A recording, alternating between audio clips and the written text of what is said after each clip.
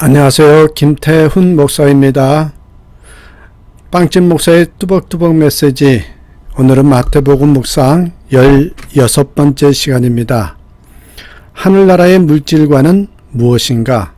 하늘나라의 물질과는 무엇인가? 마태복음 6장 19절에서 34절의 말씀을 나누겠습니다. 오늘 본문은 예수님의 산상수훈 중에서 물질과 신앙을 연결시켜서 말씀하시는 내용입니다. 우리는 오늘 본문에서 말하는 하늘나라의 물질관을 함께 살펴봅니다. 세 가지가 담겨있는 메시지예요. 첫 번째는 보물을 하늘에 쌓아 두십시오. 보물을 하늘에 쌓아 두십시오. 여러분, 가능하다면 성경을 펼쳐놓고 말씀을 함께 나누셨으면 좋겠어요. 10절에서 주님은 보물을 하늘에 쌓아 놓으라고 말씀하십니다. 우리가 보물을 하늘에 쌓아 놓아야 할 이유가 몇 가지 있어요.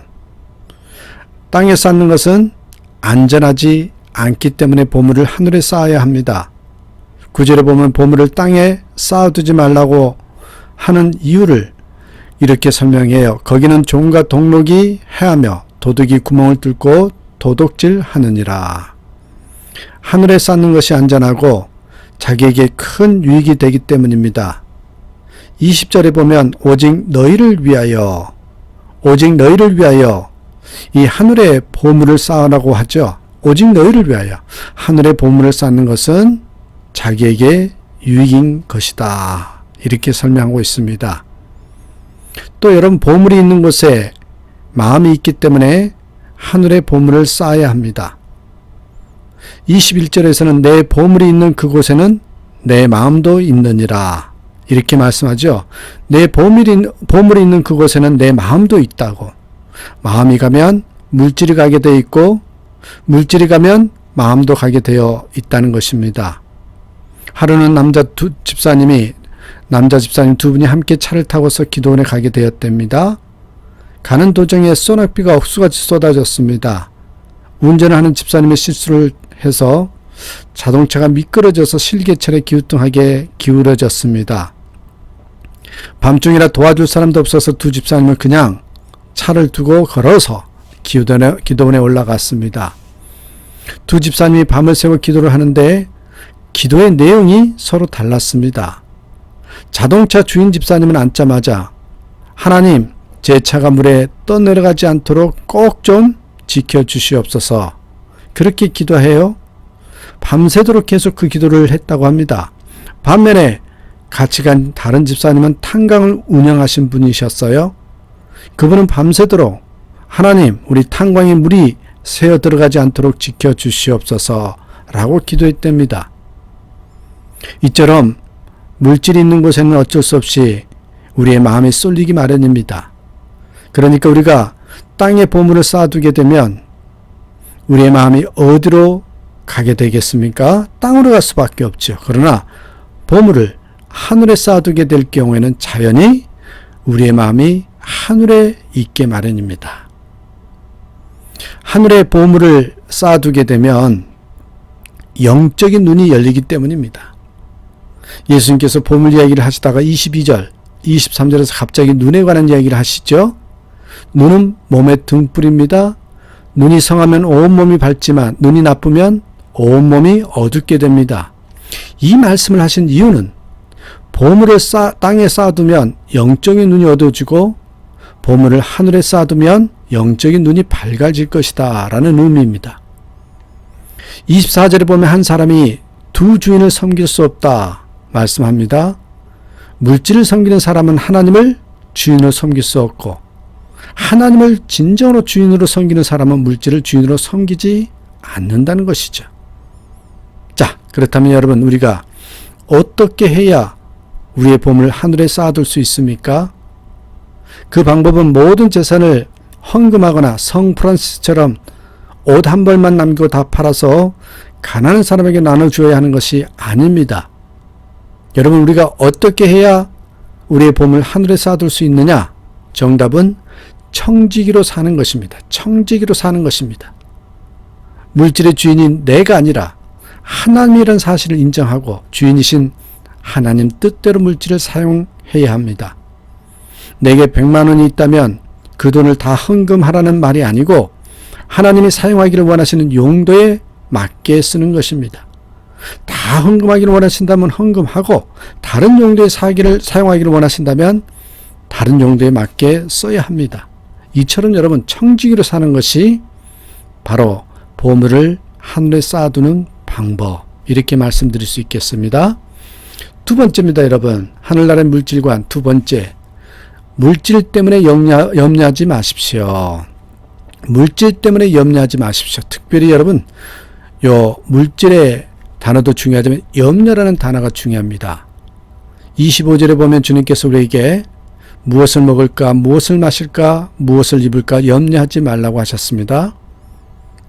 물질 때문에 염려하지 말아야 할 이유를 쫙 이렇게 본문에서 이제 설명하면서 분명하게 제시하는 것이죠.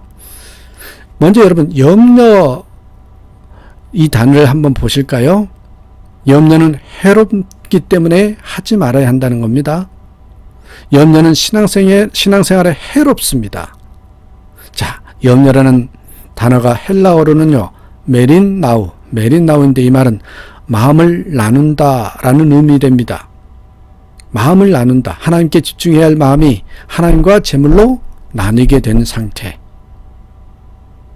염려하는 사람은 전심으로 하나님을 경외하는 사람이 아닙니다. 그래서 여러분의 배우자가 몸은 여러분에게 있는데 마음은 다른 사람에게 있다면 가정생활에 계속될 수 없을 것입니다. 마찬가지로 여러분 하나님을 예배하고 찬송하고 기도하면서도 마음이 물질에 가 있다면 하나님을 섬길 수 없는 것입니다. 34절에 보면 염려는 자신을 괴롭게 하는 것입니다. 염려는 자신에게 해가 됩니다. 왜요? 염려라는 말에는요, 물어 뜯는다. 또 짐승이 이빨로 목을 꽉 물어서 질식해 죽인다는 무서운 의미가 있습니다. 염려는 염려하는 사람을 질식시켜버리는 무서운 것이라는 거죠. 염려하는 사람은 자기 목을 조르는 사람과 같다는 것이죠. 그래서 잠언 17장 22절에는 마음의 즐거움은 양약이라도 심령의 근심은 뼈로 마르게 하느니라, 그렇게 말씀하고 있습니다. 염려는 무익하기 때문에 하지 말아야 합니다. 27절에 보면 너희 중에 누가 염려함으로 그 키를 한 자라도 더할 수 있겠느냐. 키 작은 사람이 염려한다고 키가 커지는 것이 아니듯이 우리가 염려한다고 상황이 염려 때문에 좋아지는 것이 아니라는 것입니다. 어떤 목사님이 염려에 대해서 표현하는데 참 기가 막힌 표현이라고 생각해요.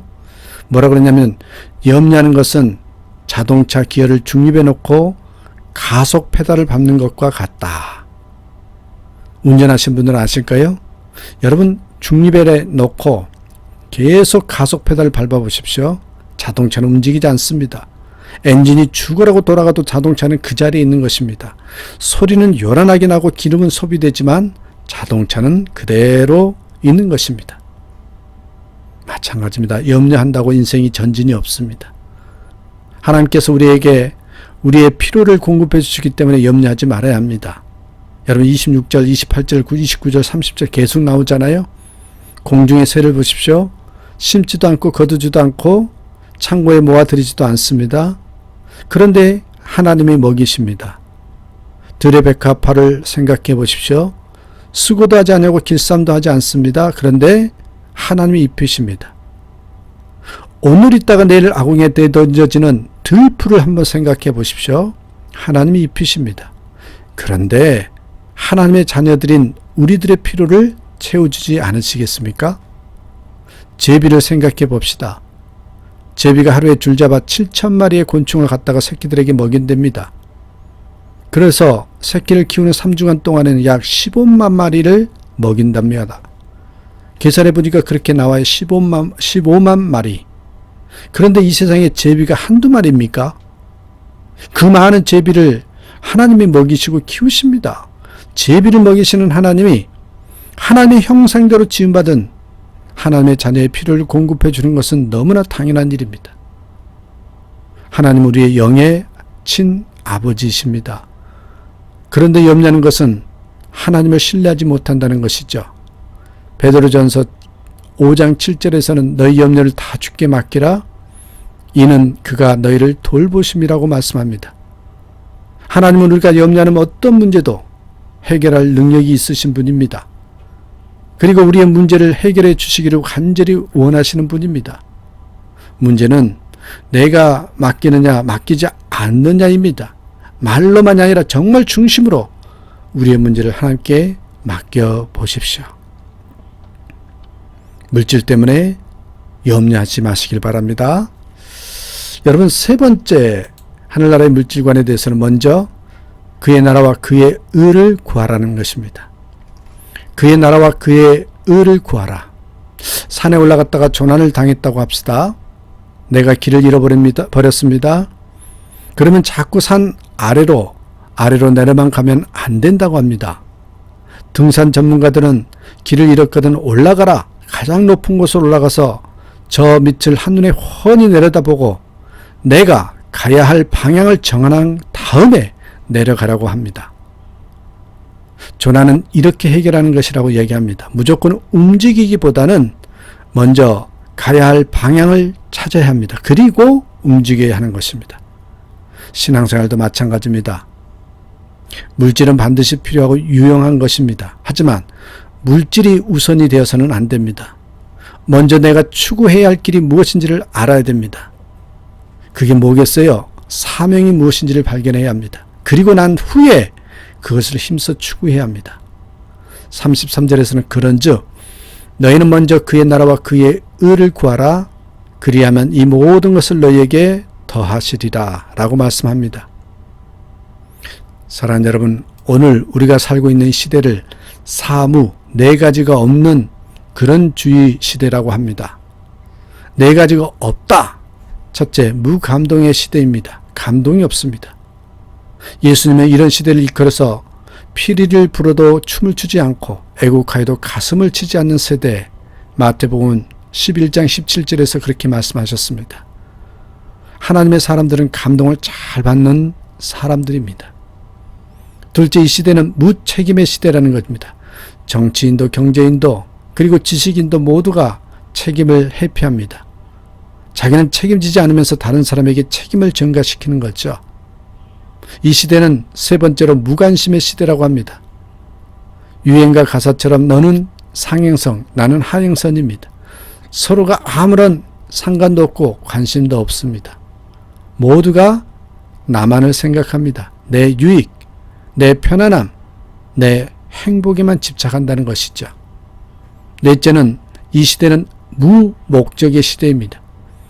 인생의 진정한 목적을 발견하지 못하고 살아가는 사람들이 대부분입니다. 심지어 그리스도인들 중에도 하나님의 목적이 아닌 세상적이고 욕망적이고 마귀적인 그런 목적을 추구한 사람들이 많습니다.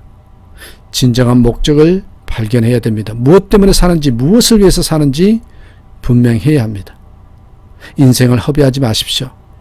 하나님께서 하나님의 나라를 위해서 나를 부른 부름이 무엇인지 발견하십시오. 그리고 그 사명에 인생을 거십시오. 진정한 성공과 행복은 사명대로 사는 것입니다. 돈을 버는 것보다 그것이 더 중요합니다. 돈을 버는 목적도 하나님이 주신 사명을 성취하기 위함이 되어야 합니다. 정리하겠습니다. 주님은 오늘 본문을 통해서 물질과 신앙에 관련하여 세 가지를 말씀하셨습니다. 첫째, 보물을 하늘에 쌓아두십시오. 청지기의 자세를 가지고 하나님의 뜻을 따라 물질을 사용하십시오. 둘째, 아무것도 염려하지 마십시오. 요즘은 경제가 너무나 어려워지고 있어서 걱정이 많으실 텐데 모든 염려를 주님에게 맡기십시오. 공중나는 새를 먹이시고 들의 백합화를 입히시는 하나님이 우리 믿는 자들의 아버지이십니다.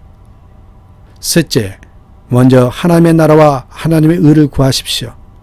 무엇보다도 자신의 사명을 발견해야 합니다. 목숨을 걸 만한 사명을 발견하고 하루를 살아도 사명대로 살아보십시다. 사명을 위해서 준비하고 사명을 위해서 공부하고 사명을 위해서 돈을 벌고 사명의 모든 것을 거시는 저와 여러분이 되셨으면 좋겠습니다. 오늘 하늘나라 백성답게 하늘나라 물질관을 가지고 살겠습니다. 이렇게 주님께 결단하고 나아가는 저와 여러분의 삶이 되기를 주님의 이름으로 축복합니다. 감사합니다.